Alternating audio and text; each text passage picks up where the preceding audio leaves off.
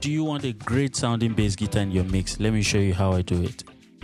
My name is Deeveecool and you're welcome to my channel where I give you tutorials on music production, mixing. I'm going to be showing you today how I make my bass guitar sit well in the mix, in this particular mix, because there are different ways you can do it depending on what the mix calls for. This mix calls for this specific sound and I'm going to show you now. Join me.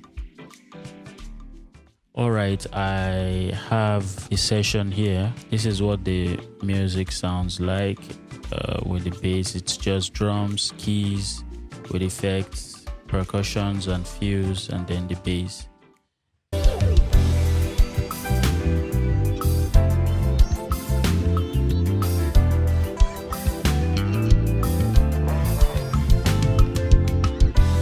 This bass was recorded by my friend Danny Fred. He came by to the studio. Shout out to Danny Fred.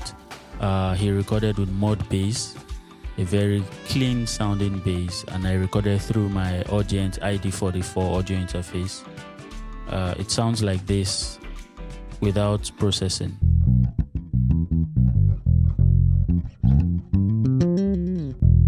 In the music without processing, it sounds like this.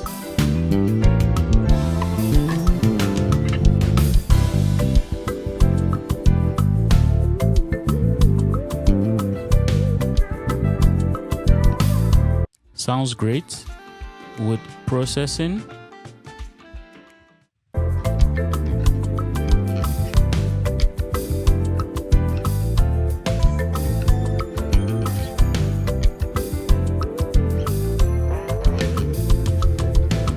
So you want your bass to sit well in the mix while creating space for every other element in the mix to shine. First on my chain, I have the Slate VMR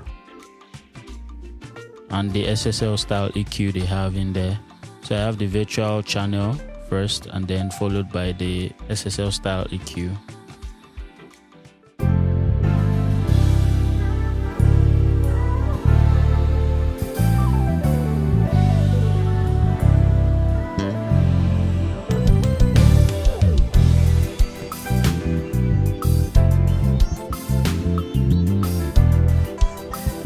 I'm sure you can hear the difference. On the virtual channel, I'm just making sure it doesn't exceed 0 on my meter.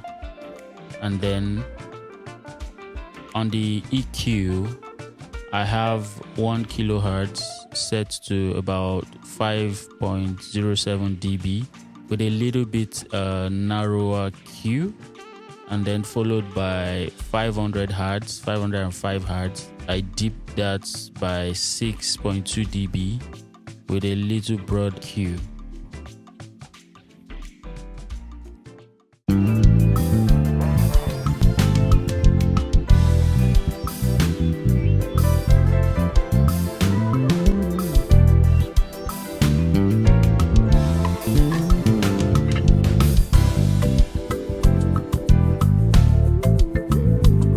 As it sounds fuller. Followed by FabFilter Pro Q3.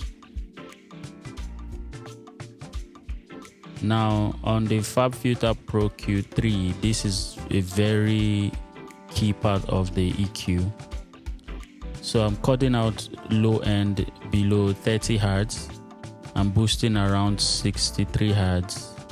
And then I'm cutting around 118 Hz and 259, 260 Hz.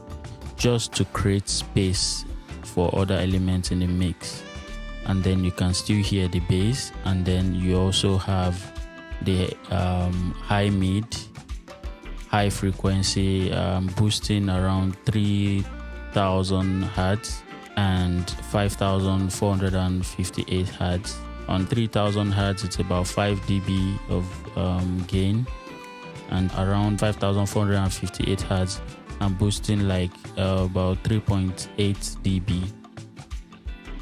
So it sounds like this.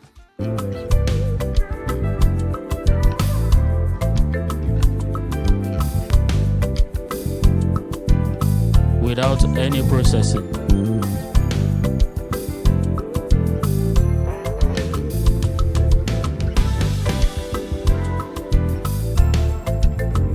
can see it has that rich sound, followed by exciter from Isotope Alloy 2. I'm using Alloy 2 here. So I switched off every other processing in this plugin, so I have just the exciter on and then the multi-band switched on so that it breaks it into like 3 bands. But actually I only need the higher frequency band, so I set that to around 1.2 kilohertz, which means every frequency above 1.2 kilohertz is going to be affected by the exciter. And the reason why I'm doing this is because if it affects any frequency below 1.2 kilohertz, it's going to sound harsh. Below that, you have the low, mid, and the low frequency, and you don't want to excite the low frequency in this case, because this mix doesn't call for that. Maybe if you were doing hip hop with 808, you can do some things like this on your low frequency of your bass. But in this case, you don't want to do that because you don't want your bass to sound messy. From 1.2 kilohertz upwards, I'm driving the excitement on that towards the tape saturation. Sounds like this with the previous processing.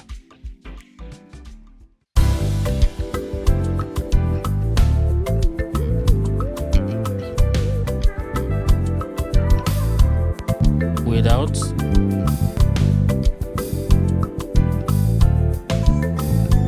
with it, without processing.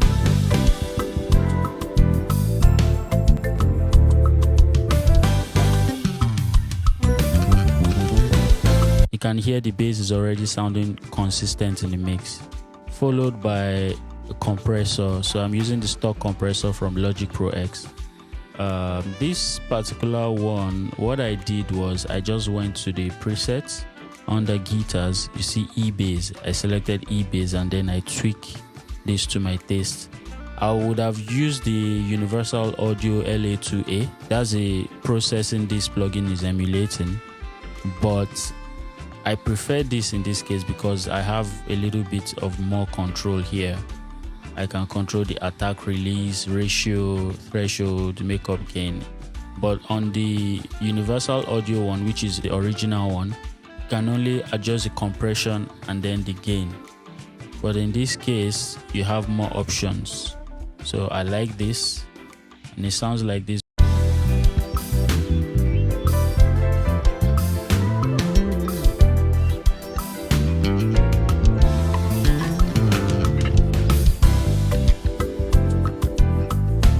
With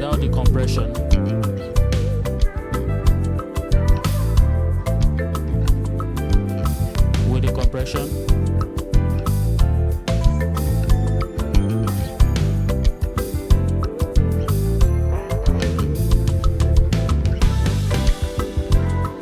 so I'm going to switch off all the processing and then switch them back on up onto this point. Yeah, so let's listen to how that sounds without processing.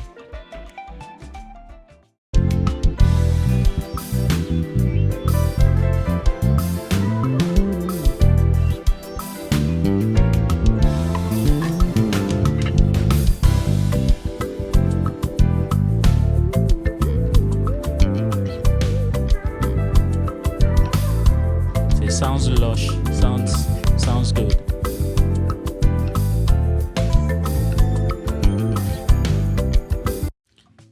Followed by R bass. So this is very, very key in my bass mixing chain.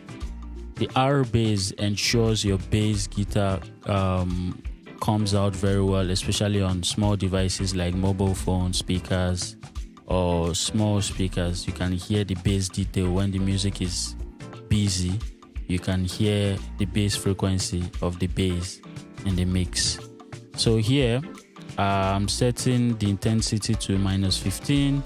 I'm keeping the frequency to 80 because the bass guitar works really well on 80 Hz, while the kick works really well around 50 to 60 Hz thereabout.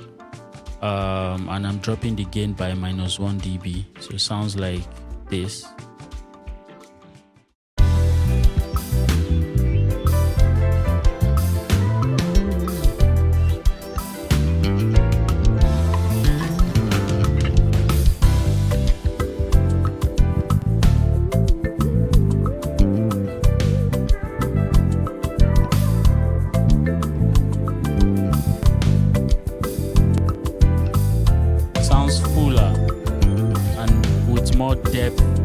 sustain. So last on my bass chain, I have the VMR again, just trimmer.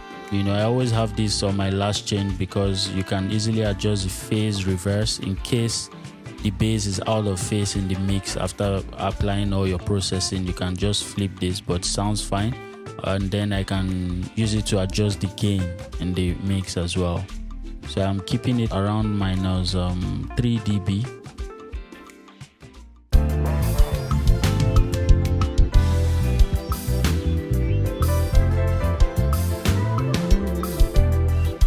Without processing.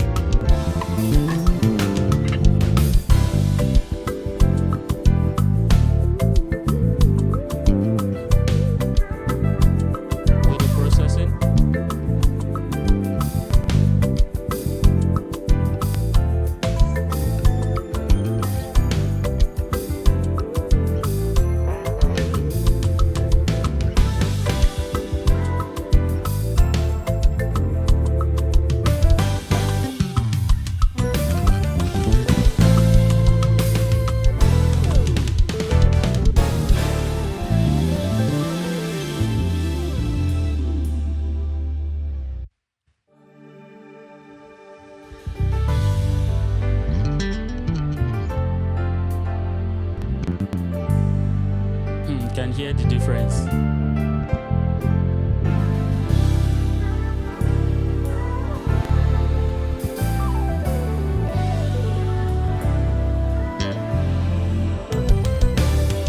So that's it for now. Try it out in your mix and let me know what you think in the comment section. If you also want me to treat any other topic, let me know in the comment section. Give me a like, thumbs up. Thank you very much. See you soon.